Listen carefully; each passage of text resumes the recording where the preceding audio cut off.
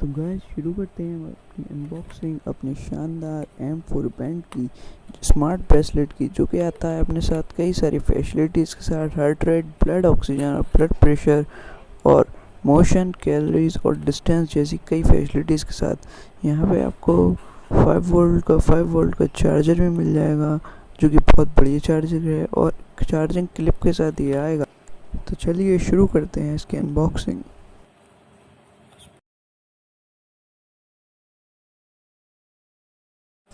तो आज शुरू करते हैं हम अपनी वीडियो। मैं आपको बॉक्स खोल के दिखा देता हूँ कि इसमें क्या क्या सामान आया है, हमारे क्या क्या अंदर चीज़ें निकली हैं हमारे शानदार M4 बैंड के साथ।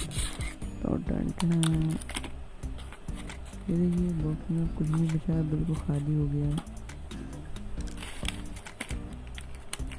और यहाँ पे हमें एक चार्जिंग की क्लिप देखने को मिल जाएगी, केबल छोटी सी, जिसमें आप अडेप्टर में लगा सकते हैं, और एक छोटी सी मोटी सी यूज़र मैनुअल, इसको आप पढ़ लीजिएगा, साइड में रख देते हैं भैया मुझे।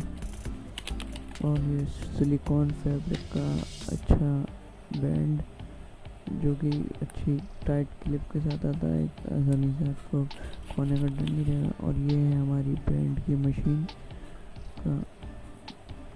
तो मैं ऑन करता हूँ, आप देखेंगे फिटप्रो लिखा आता है।